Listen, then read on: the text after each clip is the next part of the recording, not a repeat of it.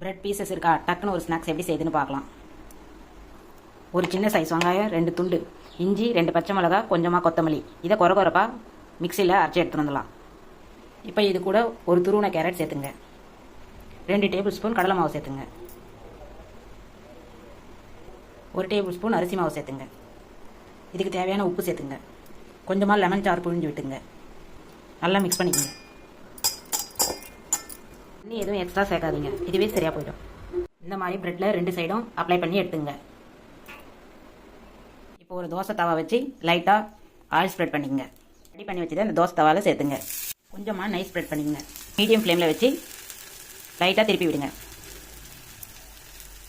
இப்போ மீடியம் ஃப்ளேமில் வச்சு நம்ம வேக வைக்கும் போது நல்லா கடலை மாவுடைய பச்சைத்தன்மைலாம் போயிடும். இப்போ எடுத்துடலாம். இதே மாதிரி எல்லா ப்ரெட்டையும் போட்டு எடுத்துக்கலாம். சூப்பரான பிரெட் மசாலா ரோஸ்ட் ரெடி. கண்டிப்பாக நீங்களும் இதேமாரி ட்ரை பண்ணி பாருங்கள். தேங்க்யூ ஃபார் வாட்சிங்.